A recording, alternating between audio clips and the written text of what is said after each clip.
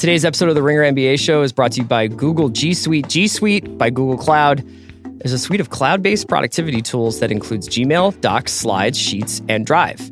You can make real-time updates to the same document without having to keep track of multiple versions. And since all the tools are cloud-based, your whole team can access the same document and work on the same page at the same time.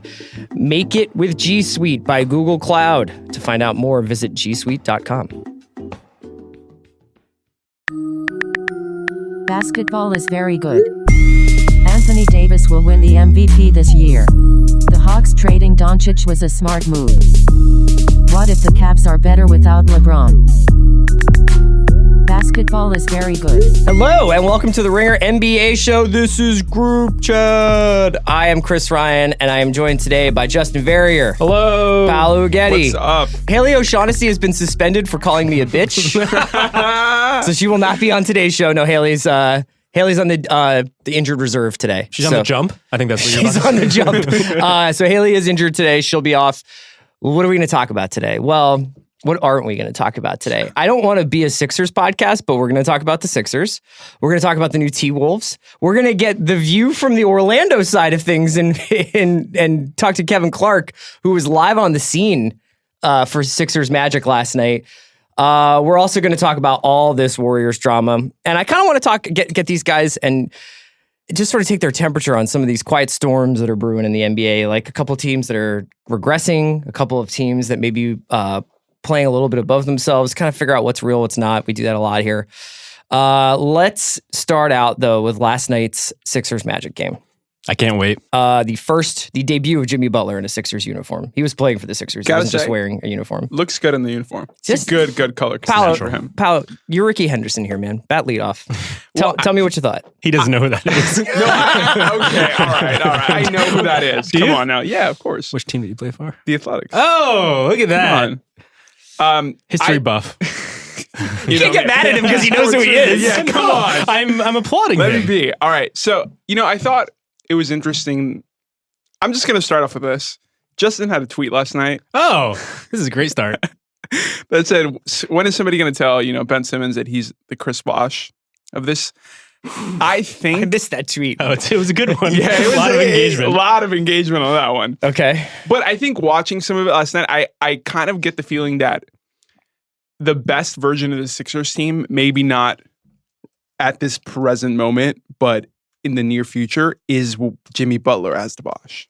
Yeah, I mean, I'm going to say some wild shit. So does anybody want to go ahead of me real quick? What's that? Do you have any like actual takes? Because I'm gonna go off the rails in a second. I have. I mean, like my takes are very vanilla Sixers fans takes. They're like, what the hell is this team?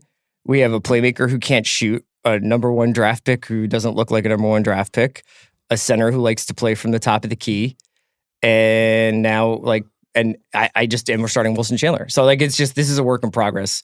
I want to hear your takes though, because I feel like I'm going to react more to you. I feel like in that fourth quarter, it felt like Ben Simmons was a Ferrari with snow tires on, where this team has just moved. And last year they were at their best when they were really kind of assaulting the rim and kind of running as if they took the lead from Ben. But especially in that fourth quarter, when it got down to crunch time, a time when you would think the Sixers would thrive simply because this is what Jimmy Butler does. Mm-hmm. It seemed like all he would do was bring the ball up the court, initiate the offense, and then just float into a corner. Ben did. And he seemed disengaged. He seemed lost. He sort of pretended to rebound at times. And I know they didn't have a lot of practice time. I think they had one. Sure. So maybe they figure things out in the future. But really, when it comes down to when you have Butler and Embiid on the court at the same time in those crucial possessions where they can't really run, it seems like he's going to be relegated to a screener. And so while he was willing to do that at times, I think he looked more like Draymond Green than LeBron James, which is concerning to me. Yeah. I think the thing is, if you're put yourself in Ben Simmons' shoes, you have this guy who's coming in, obviously very headstrong, obviously has just chewed out the two young guys on the other team he was just in. If you're Ben Simmons, even though we know he's an aggressive player, do you not want to at least kind of feel it out in the first game and be like, okay, let me let this guy kind of have his room to work with here for the most part, and then let me see how I can kind of fit into it. Maybe you say that's wrong and he shouldn't look at it that way. And I kind of agree, because I think in the end, it should be Ben leading the break and leading the Sixers offense. I think that's the best version. That's why I say I think Butler is kind of in the best idealized version of the Sixers, will become the Bosch, because I think he's the one who cuts. He can just he can catch and shoot. Like, he has all those skills where if you just lower his usage a little bit, his efficiency will just go off. And that's the tension there. It's like, does Ben Simmons want to be that player? We were just talking about him last year as if he were like assumed to be the face of the league in like 3 years from now. And it just seemed like it gave me flashbacks to Jimmy's time with the Wolves. I know it's too soon to say this, but the way they're set up is almost similar, where you have a guy, a big who can shoot and can do all these things, and you really want to take advantage of that. But that other guy, the Wiggins spot, he is the one who has to figure things out. And in order to do that, he has to be willing to do that. You're using a couple of different templates, which is interesting to hear you talk about it, like in terms of being a Bosch. It's interesting to hear you talk about it in terms of being, he needs to be Draymond. It's interesting to hear you be like, he might be Wiggins. Sometimes I think that the language that we use to describe teams sometimes limits our understanding of them. I'm not saying that's what you're doing in this case, because I don't think that the early results were particularly inspiring. And I do think that Ben's receded a little bit this season, and especially in this last 10 days where Embiid's looked like an MVP candidate, and Ben just doesn't do enough with the ball out of his hands. He can cut to the rim and dunk, and that's about it. He doesn't space the floor. He can provide a kind of floor spacing, because wherever he is requires attention, because if he gets the ball from that position, he can get to the rim in one dribble, basically. But there's not even the threat of the jumper. And I think that you see, like, man, even Fultz looked more comfortable with Butler last night. I mean, I know Kyle Newbeck from Philly Voice pointed this out. He did like an interesting takeaways piece where he also talked about, Butler seemed to make sense with Embiid, and he seemed to make sense even with Fultz, but did not make sense with Simmons. Yeah, but I will say this, from everything I know about Ben, he's not Karl Towns, nor is he Andrew Wiggins. Like, I don't think that he's going to just take a backseat to his own career here. Right. And I guess somebody has to, and that's going to be the tension to figure out. I guess overall, it seemed to me like Ben has never looked more like a center than he did last night, where he has played in the dunker position a lot. But the issue is that Embiid, even though he has guard-like skills, wing-like skills, he'll never be that, because everything is going to move in slow motion and he's going to take up a lot of space. So I just think like the pure, just like orchestration and the logistics of it seem muddy. It's also, just to be fair, not only are the Sixers bringing in Butler, they're working in, Korkmaz has not been in the rotation until now. Shamit's getting more minutes. They've got Fultz on this, like, his numbers, his minutes, and specifically like which lineups he's playing in change every night. Everybody's lineups change every night. Like, Brown is throwing a lot of different stuff. So Simmons might be the person who's suffering the most because of all this experimentation. I just think the Sixers team is so interesting because there is a version of them that are title contenders. Like, just with what they have right now, I think there's a version of them that are title contenders, but I think there has to be so many different sacrifices. Like, Jimmy's got to sacrifice. Simmons has got to, like, at least take a jumper. Like, even just we talk about this all the time, but even just a threat of, like, being like, hey, this is something he can do now. Even just like catch the ball and shoot it instead of like trying to do something else. I think even that would go such a long way to like helping them reach that potential. And you mentioned Shammy, like, how lucky are they that like he can shoot and like this is why I don't want them trading for some washed up shooter. Yeah. Korkmaz and Landry are like, I'd rather have that and not give up anything else for Korver or any of these other, like, you see what you can give to the Suns for. I mean, Reese's a little bit more useful than Korver, but like, I don't want some shooter that's just going to get like hunted out of a game in the playoffs. Yeah, selling low on Markelle, if that's the way they're going to do it too, does seem a little weird. Simply because like I don't know what you're going to get from it at this point. Yeah. Also, he looks so much better with the second unit. Like that's like the right place for him, I think. I guess my overall thought coming away from it, outside of just like labeling Ben a bust at this point, is just in contrast to the Wolves game, which we'll get into. It just seemed like that Wolves team makes so much more sense because they are leaning into two guys as opposed to this big three. I just think in this day and age, it just seems so much more difficult to make a big three work because of all the financial constraints. Yeah. And I do wonder, outside of the Warriors, who are the extreme outlier. We'll get to them. Yeah, it just seems like it's a little bit easier to find two all-stars, two pillars, and then build around them with shooters and other guys, especially when your two guys aren't really shooters. So let me ask you this. have you always been skeptical about Ben Simmons' like overall impact, or are you a little bit more skeptical about it now than you were last season? Because I felt like last season, one of the things that was so great about having Ben with the ball is that he is a devastating transition player. So like if you got out and ran at all, like you basically, it was automatic too, because if you play the ball, Ben's going to make some insane pass to a guy filling the lane. And if you play off the ball, he's just going to destroy you and tomahawk on your face. Yeah, I think that playoff series just like still has me shook to a large degree. It just seems like we kind of just neglected the fact that like the entire league is based around shooting and spacing the floor. And we just thought because he was getting around that he would keep doing it rather than just assuming that like it would come to a head and that would be something he would have to get over. And I just don't know how it works long term in 2018 with two of those guys. Sure.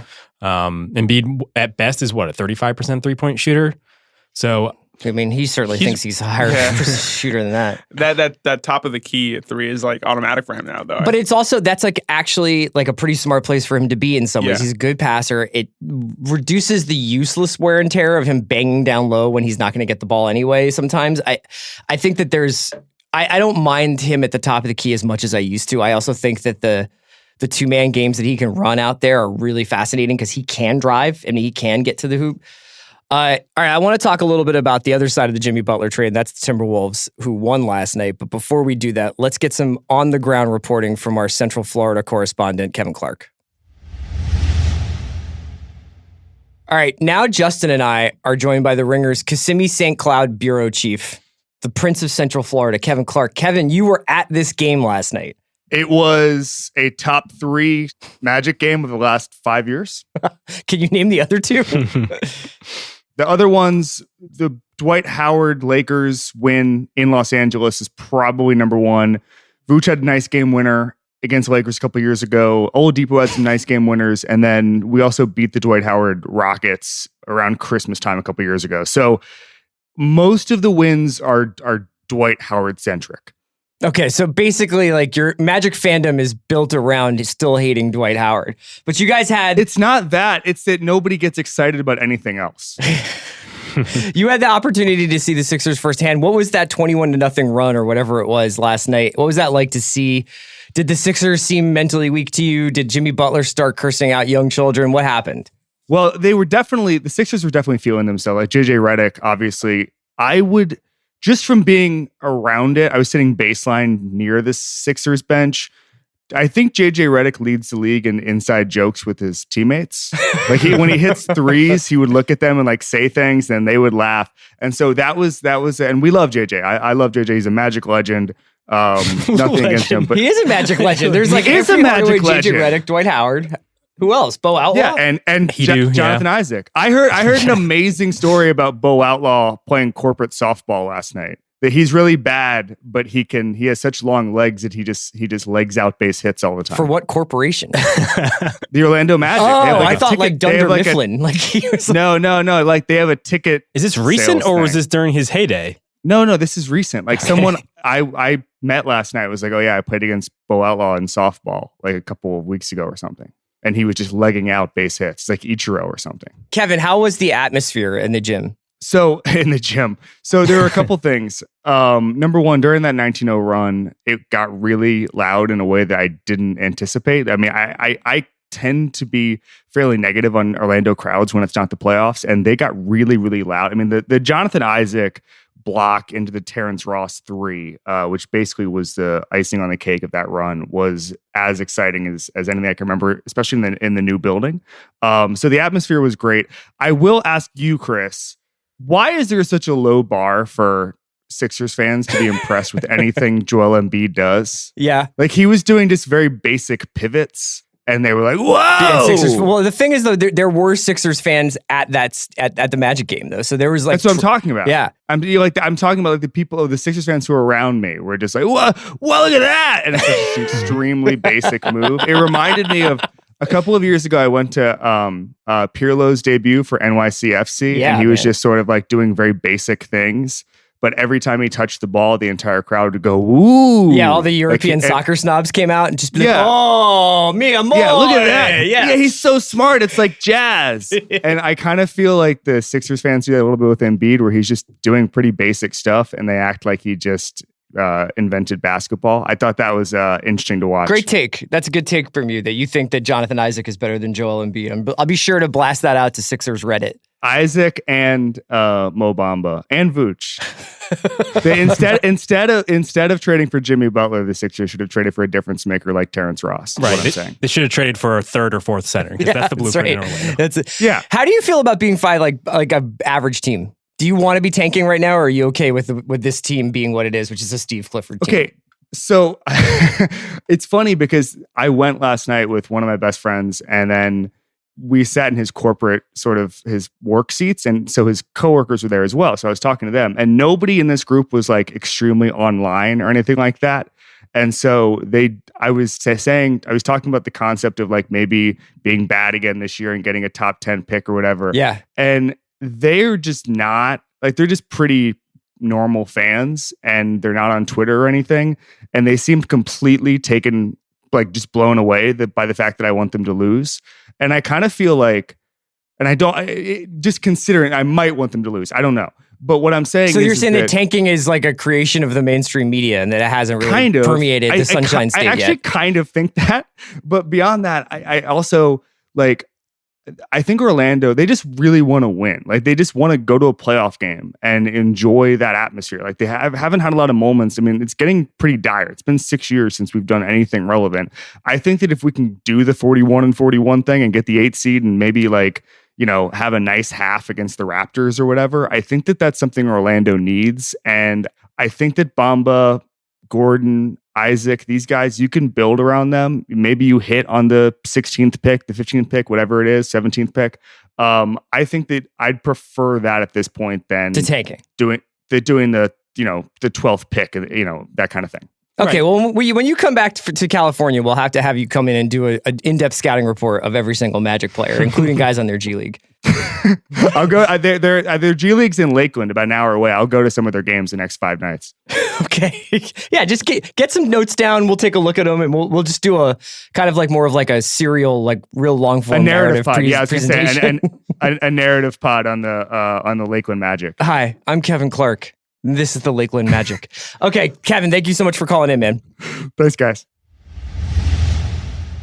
All right, thanks so much to Kevin. Let's talk a little bit about the Timberwolves. If the Sixers raise their ceiling with this Jimmy Butler trade, and you alluded to this, I think it's fair to say that the Wolves drastically raised their basement with this trade. Yeah. Mm-hmm. So let's talk a little bit about them. They had 5 starters in double-digit scoring last night in their victory over the Pelicans. Josh Okogie off the bench also went for double digits.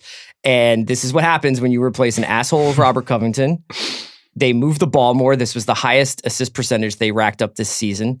And they seemed like they were getting in their offense way earlier. Shots were coming way earlier in the shot clock. It wasn't a lot of like plotting. They shot a fair amount of threes, and they looked really, really solid last night. Yeah, Covington and Saric are just like the good hangs in the NBA, and it just seems like everything just like lifts in spirit as a result of them. And they had that effect on the Sixers, and they're having that effect on the Wolves. And I think not only are they probably like really nice guys, but also like their game makes things so much easier for everybody around them. So I think it does have a trickle down effect to where things move a little bit more quickly. You don't have to consider them as much. Rocco is just kind of, be an elite defensive presence and just hit open shots when he has them. There's just like something to be said about low maintenance guys, especially when you have a guy like Towns who, despite everything bad that we said about him, is probably one of the 10 most talented guys in the league. Easily. Yeah. Easily. And it's just like auto double before you even get into the impact of that double. You know what I mean? Like, it's just like he's going to get the counting stats that are going to keep you in a game.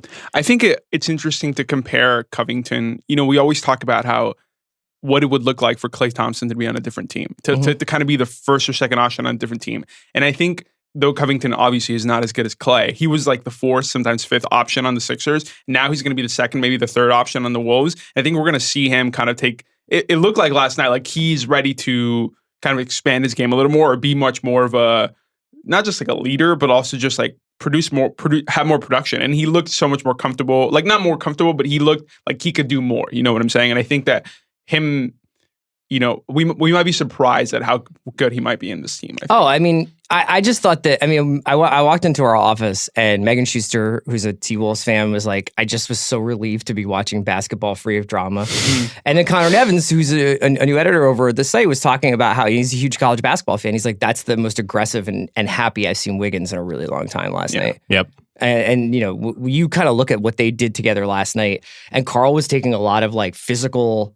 He was absorbing a lot of punishment and like seemed to be like getting stronger from it, and that had that like I'm feeding off the crowd thing that I don't think he's had in a long time. All those things are kind of intangible, old school sports writer bullshit things. But I don't know. I was watching that last night and I was just like, you can tell he's like in this, and he sees himself as the hero of this team now. Yeah, and Wiggins looked like a fun, young, bouncy athlete, which is what everything we said about him coming into the league. And if you think about it, he's never really gotten that opportunity on a good team before. Like he was thrust into the LeBron James drama as soon as he got into the league. He probably didn't develop right. And when he first got there, he probably fell into this malaise where he thought he was a star, but probably isn't. But now he's kind of this fifth, just athletic marvel, and he can kind of just bounce around the court simply because you have Covington basically being the adult in the room and taking care of all the things that he no longer has to take care of. Not for nothing, Dario is a playmaker from a position that they haven't typically gotten playmaking from. He can pass, he can shoot a little bit, although that's been rough this season, but he's multifaceted in a way that I think typically, like whether it's Taj or Gorgie or whoever they've been kind of running out there to pair at the 3 or 4, is not going to give them.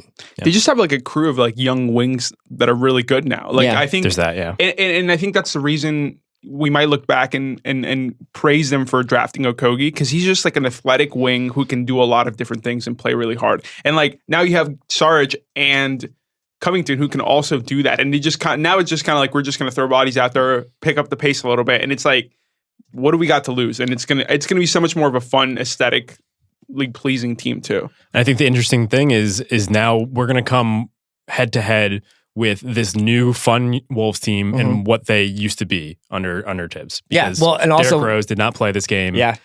And so we wonder. I mean, he had been starting with Teague in the game in between the Butler trade and this one. So I do wonder if he is healthy and available. Like, will Tibbs turn the keys over to him again, and this fun will quickly dissipate, or do we get this and Rose comes off the bench and is more just kind of like Or is there anybody that you could talk into trading for Rose? Or is Rose like, I'm so happy to have a career renaissance or small career renaissance that I'm happy to come off the bench in Minnesota if things are working out? I mean, I initially read the trade as them turning this over to Rose. Like, I thought that Tibbs would just like lean into that identity. Yeah, he took like 25 shots the night that they didn't, like whatever the in-between night was that Rose was still playing. I think Rose had the most field goal attempts. And he has been good.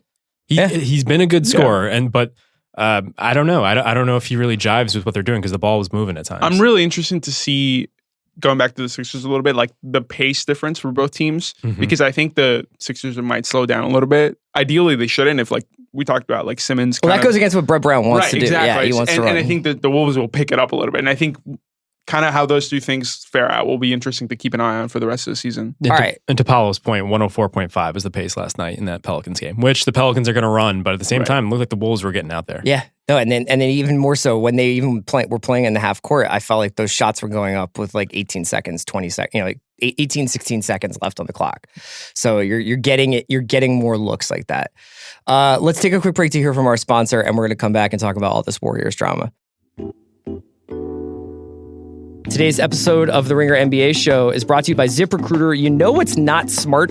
Job sites that overwhelm you with tons of the wrong resumes. But you know it is smart? ZipRecruiter.com/RingerNBA. Unlike other job sites, ZipRecruiter doesn't wait for candidates to find you. ZipRecruiter finds them for you. Its powerful matching technology scans thousands of resumes, identifies people with the right skills, education, and experience for your job, and actively invites them to apply. So you get qualified candidates fast. No more sorting through the wrong resumes, no more waiting for the right candidates to apply. It's no wonder ZipRecruiter is rated #1 by employers in the US, and the rating comes from the hiring sites on Trustpilot with over 1,000 reviews. And right now, our listeners can try ZipRecruiter for free at this exclusive web address. It's ZipRecruiter.com/RingerNBA. That's ZipRecruiter.com/RingerNBA.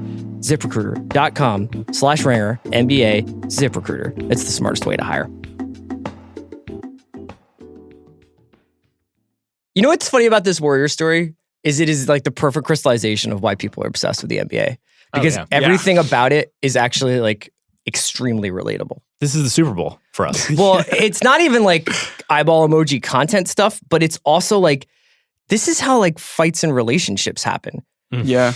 Somebody says something a little aggressive, then you find out you're fighting about something totally different. Man. And then someone is like, well, I'm leaving. And you're like, you're leaving. Fuck you, I'm leaving. And then like somebody gets fined. You know, my wife. And then you look back at it and you're like, what were we doing? Yeah, and then it's just like, if you tell anyone about it, it's like, well, then if you tell somebody about it, then now next time I see them, they're going to know that we had this fight. You know what I mean? Like everything about it is like so real for everybody's lives, aside from the fact that this is probably the best team we've ever seen. Yeah, there's something comforting about it that for years we've been like, what will take down the Warriors? Is it hubris?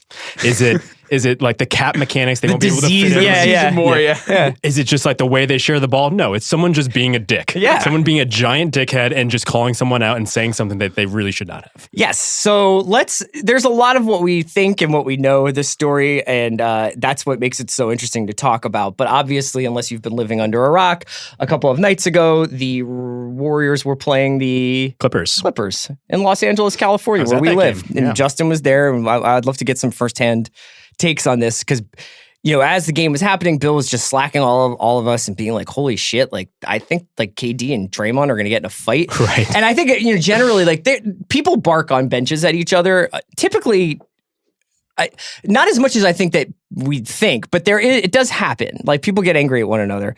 And I think when Bill mentioned that, everybody was like, yeah, who cares? Like, it's just those guys barking at each other. And it just really blew up. And now we do live in a world where like there's so much interest in the kind of marginalia of the NBA that nothing can happen on a court or in a stadium or anywhere without people knowing about it and people talking about Especially if Bill is filming it. Especially if SG's got the Zapruder camera going. And shouts to him. I completely missed it. Like, it's funny, the person who was sitting next to me, I guess saw them talking, and he used it as an example as like Draymond and Andre Iguodala still talking to KD about moving the ball. Mm-hmm. Little did we know that they were saying that, but they were shouting at him about that. Yes. And then it just spilled over from there. I didn't do post game, but like it didn't seem like there was much of a post game. Yeah, Kevin O'Connor said that KD bolted. And then there obviously there's been reports since then that there was like heated conversations in the locker room afterwards. And what it all boils down to is this. There was a play towards the end of regulation where Draymond Green, I thought, did a very Draymond play, but I could understand why it pissed Kevin Durant off, which was essentially leaped in front of Kevin Durant to grab the ball and take it up the court. And Kevin Durant was calling for the ball and clapping for the ball and saying, give me the ball. And Draymond kind of went for the full head of steam towards the paint and just got tripped up and time expired and they went to overtime, which the Warriors lost, and Kevin Durant fouled out. When they were waiting for overtime to start again, they got into this altercation. In that altercation, there was apparently Kevin Durant busting Green's chops about not passing him the ball, and then Green flipping out and invoking Kevin Durant's upcoming free agency and the fact that he hasn't really committed to the Warriors, and was basically like, I mean, there's a lot of different, like, who do you believe here? Like, whose account do you believe? But there was a lot of like calling him a bitch and like they were MFing each other. And it was really fascinating to watch Durant's face change over the course of the altercation, because at first you can tell he's just like fucking Draymond. Mm-hmm. And then he's just like, what did you say? And then Draymond is like losing it. Like Draymond will not let it go. It seems like from the reports of like people in the know and people who like, you know, are with the team or like know the team well, like that. And they're not saying exactly what was said, but they're saying it was far more than what has been like explicitly reported that he said to him. So I think whether we find out what that is, I don't know, but I think it definitely seems like Draymond took it to another level. I think the interesting thing is like everybody seems to think that this is kind of like a burgeoning situation, like this was coming, and that's the most fascinating thing to me, because I think that the free agency angle of this is like cannot be overstated. Because it's kind of what LeBron did to the Cavs.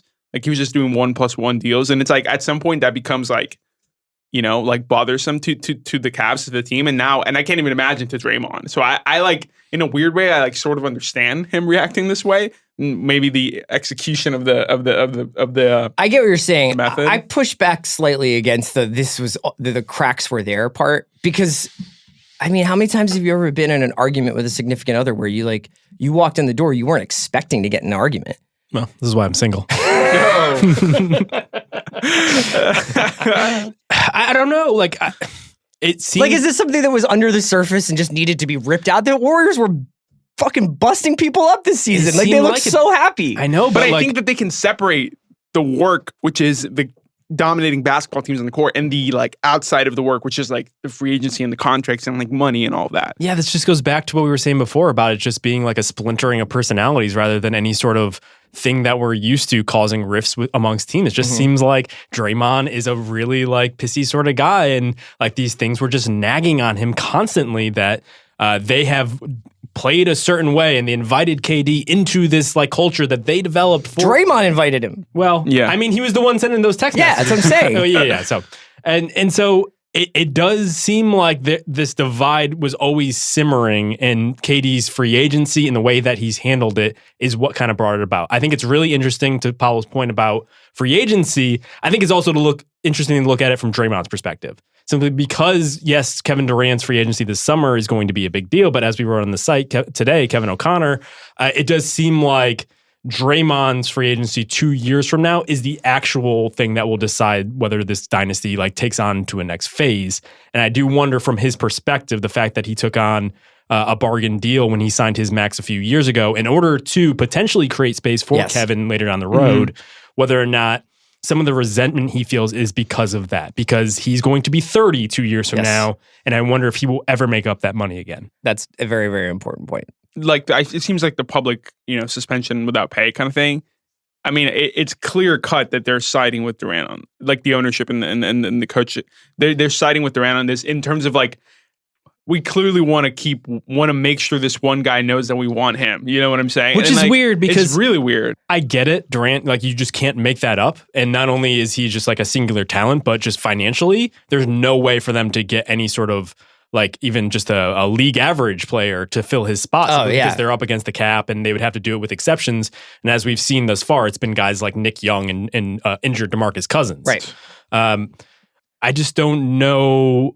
I think they'll end up losing both of them, I think is the interesting thing from this all. Because if you assume that Kevin Durant is going to leave regardless, which seems like what is simmering amongst all the reports that have come out as a result, I don't know why you would take the extra step of alienating your second player who, despite all of his offensive woes, is still the best defensive player in the league. Yeah, and is essentially the competitive spirit of the team. It's the kind of guy who is with a few guys on that team like Klay, Steph, and Kevin. I think they all need someone, if not Draymond, someone like Draymond, someone like Andre Iguodala, who's a little bit more aggressive and a little bit more in your face personality wise. I'm fascinated to watch this going forward. I can't believe how bad it broke so fast.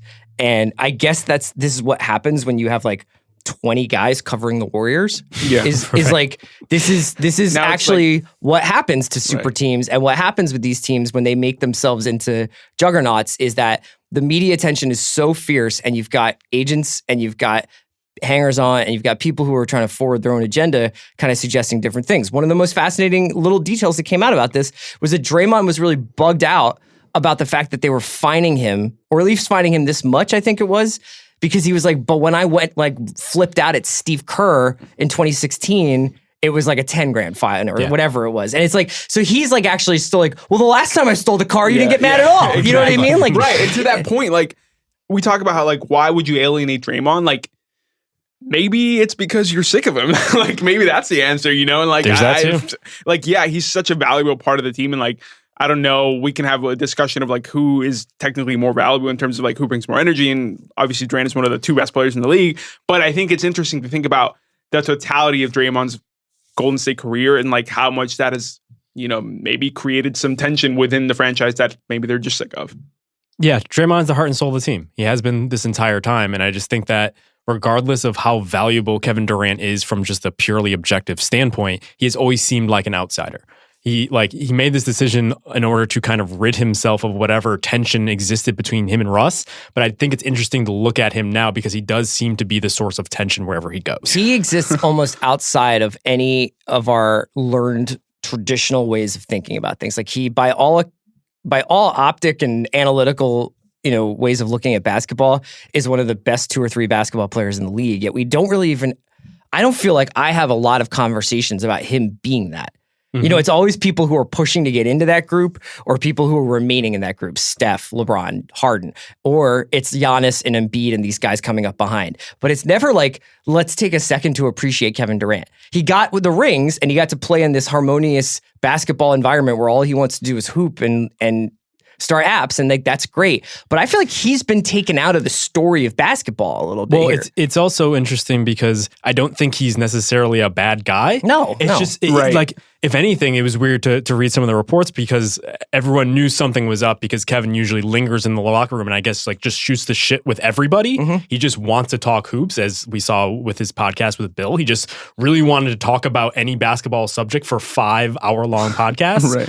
But it just seems like something about his like moroseness and like this weird thing where like he wants to be validated, but at the same time wants to express that he does not want to be validated. Somehow like seeps into the pores of the team, and I think it has shown more this time than it ever did in OKC because we instantly gravitated toward the lightning rod that Russell Westbrook is. And there's something else that I'll let you get to your point in just a second, Paolo, but there was something else that came up a couple weeks, like about 10 days ago, that I thought was actually a pretty interesting thing to keep in mind as well, which is that Kevin Durant took a tour of the new Warrior Stadium, which is going to be like this fucking, avatar, future tech basketball for the 22nd century thing.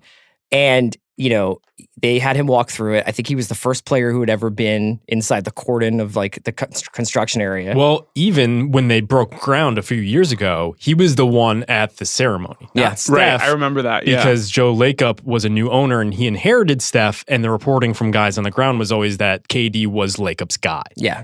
So that's something to keep in mind, is that the Warriors are obviously concerned about this year. They're concerned about what they're going to do this season.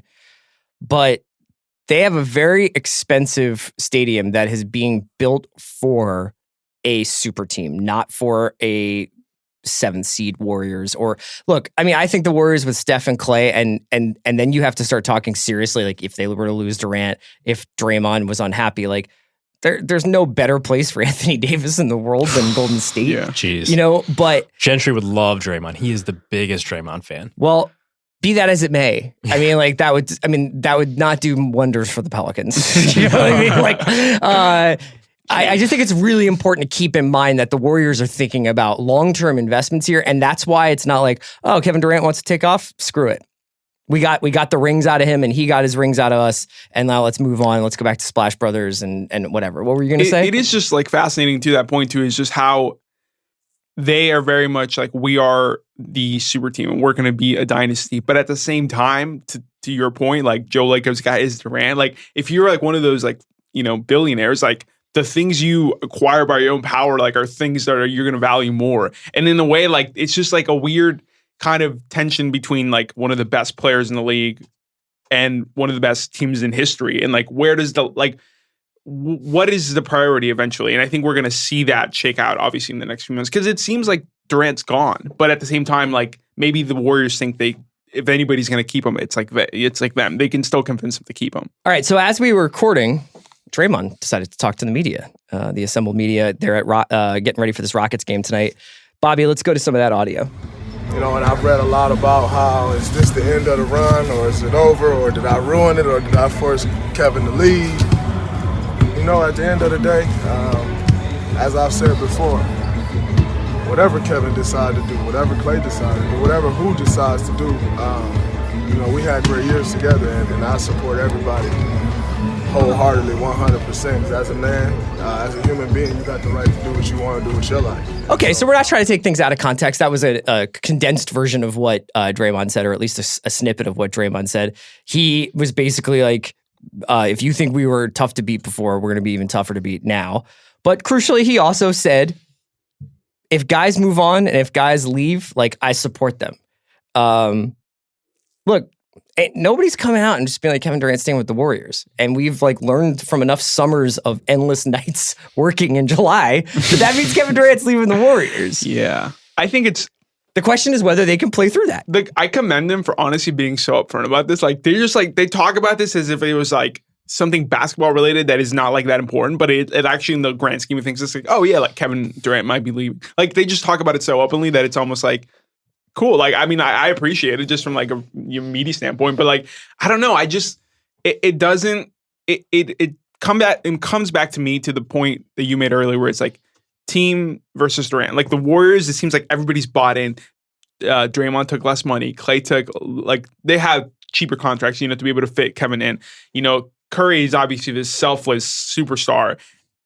Durant, it's like his own entity. And I think that is never going to be, they're never going to be a thing together. So there's no like logical conclusion to me that makes sense for them like moving long-term forward. I love this statement. It's just like, it really just crystallized the whole Warriors experience. Yeah. It's just, this is the line that they walk. Like they might just like almost come to blows. And then like 5 minutes later, they might just put up 30 points in 2 seconds. Yeah.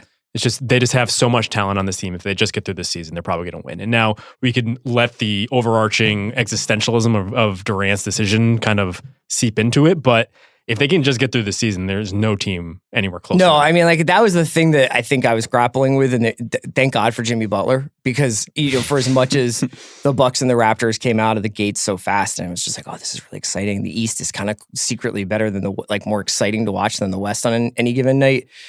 There was certain rhythms to the season that were developing, like Portland being a good regular season team, and like here come but the one rhythm that was pounding over everything was just that the Warriors are unbeatable in this configuration. And that almost is like its own existential question, I'm sure, for the guys on the Warriors. It's like you have to have motivation. And you can hear Draymond creating motivation out of this, as if you guys doubted us. You guys thought this was the end. Well, it turns out you're wrong. And no matter what happens next year, no one's going to beat us this year. Somebody posted a picture like about an hour ago on Twitter. It was Katie and Draymond walking into shoot around together. Oh, that's beautiful. Adorable. Harmony. I mean, yeah, and the news cycle does move so quickly. Yeah. Like we were talking about Jimmy Butler on Saturday. We were talking about Melo on Sunday. Yeah. And now we're talking about the Warriors on Monday. Yeah, I know. So like to Draymond's point, I think like this can flip very quickly. Let me just ask you guys, do you think if the Warriors get worked by the Rockets tonight, they're in Houston, Rockets are heating up a little bit, Harden's obviously feeling it. Let's just say they win by like 11 or something like that.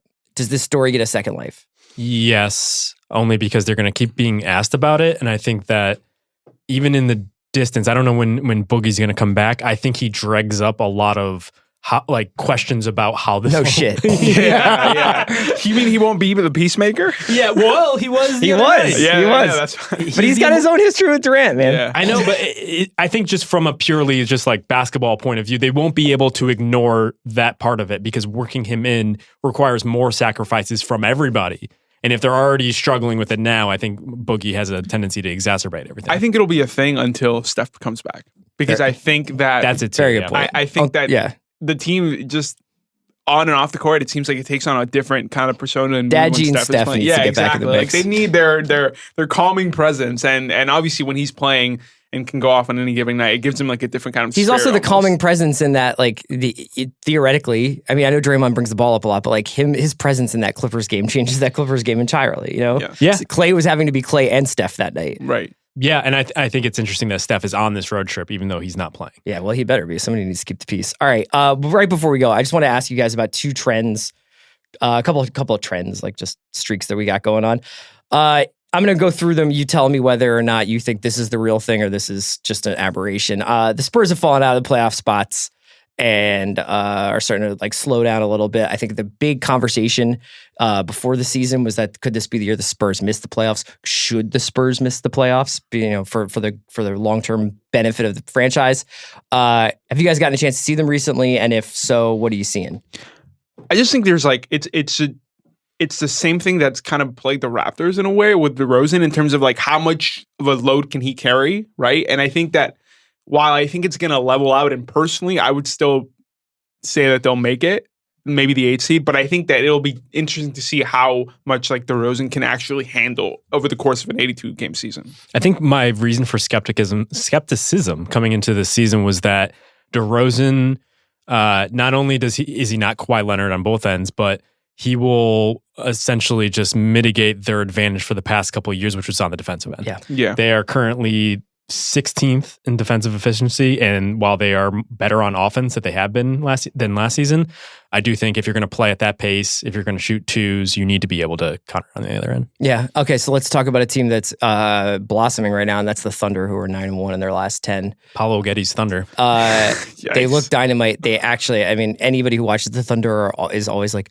"Damn, this is the year of Barinas and Ferguson really step up." But it does seem like there was a crucial thing that happened the other night, which was that at the end of a game, I think Paul George was essentially like on like floor generaling the defense and was putting Ferguson like on guys that Paul George would normally guard. He was like doing switches, and he was like, those guys need to learn. Now, there was something really fascinating. I just wanted to bring this up in regards to the Thunder, who are doing a very good job beating teams that are worse than them. Yeah. And Billy Donovan gave a really, really thoughtful answer to a question about like, how come you guys are beating teams that are, you know, traditionally worse than you this year, when you had so many problems with it over the years. And it's like, especially the Westbrook MVP years, just like, every time it felt like they played the Magic, it was like, what the hell is going on? You know, like, right. Hey, the Magic are good this year. Well, the Magic are good this year, but Billy Donovan said that he's talking about how the teams that don't have star power essentially are so active physically and speed-wise and are shooting so many threes that is like the great equalizer, and that's been a trend over the last couple of years, but it's really crystallized this year, and that the Thunder have just made it their life's mission right now to defend the three. And that if you can defend the three, if you have a talent advantage, the talent advantage will win out. And if you can properly defend against what he calls analytical basketball, which we probably loosely describe as Morey ball, if you can defend that specifically, your talent leverage should win out. And it does seem like so far, on any given night, if they've got Westbrook, George, and Steven Adams, they've got probably three of the best four players on the court. They're winning these games. I mean, this is why I was so high on the team in the first place. I thought that their defense was going to be really good, and I thought that a second year of Westbrook and George together was going to yield better results. And free of all this KD shit, like free of all the like, is he staying or is he going, and what do we have to do to impress him? Exactly. They have stability, so now it's about taking a step forward. Obviously, they didn't get off to that start we expected at the beginning of the season, but I think like a game like last night's makes me a little bit even more frustrated with Paul George, because he has this in him. Like, he had 35, I think it was 35 points. Like, he was a force on both ends. Like, that's the player that like he should be on, maybe not every night, but like more often. He doesn't have that. Well, that's the thing, is like, he just doesn't have that characteristic. I've been watching Paul George for like better part of 10 years. This is like tantalizing, and then he'll recede and score 13 and kind of be checked out. Yeah, but it does seem like the team has leaned into like his identity in Russ's absence. And I'm just looking at the defense of like the top of the rankings, and outside of Boston, who has struggled but has maintained a consistent pace here in terms of wins, they're at top. But Oklahoma City follows them, Milwaukee, Memphis. These are three of the biggest teams that have kind of like broken through in this early run. And I think there's something to be said about, to Billy Donovan's point, that if you can control that end, it does feel like there's a way to kind of almost dictate the way things are going. I mean, I wrote way too many words about defense, and just one of the most interesting things that came out about it is just how much it affects the game overall, how much it affects offense. And it seems like a lot of these teams are taking cues from that end. They're dictating pace. Mm-hmm. They're denying transition opportunities, and I just feel like that is winning out in this early going. Yeah, they're wearing teams out earlier because there's so much running up and down. There's and it's like March Madness basically. Like no lead is safe. The Sixers were up like 12 points with 9 minutes to go. I mean, usually when we were kids, that was usually the game. You can turn the game off, except for like random comebacks. Yeah. Now, pretty much every night, whether the Lakers are winning or losing, I expect a fourth quarter surge from somebody, and it's kind of like spreading across basketball. It's like great for games.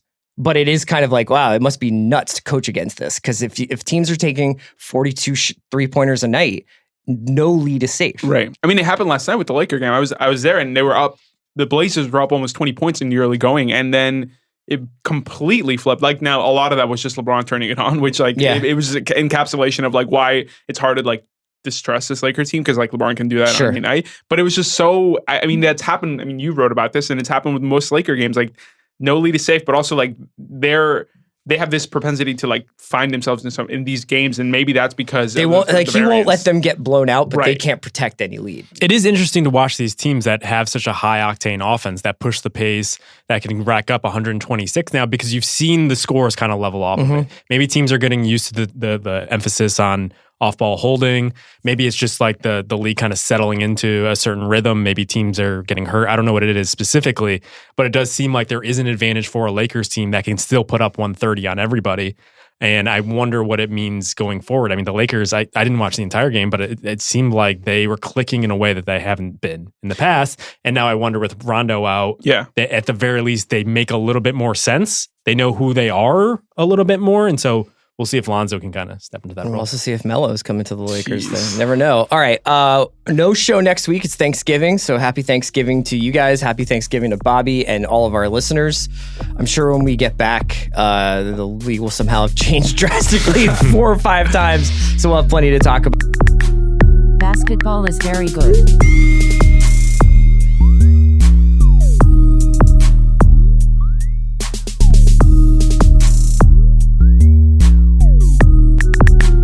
Basketball is very good.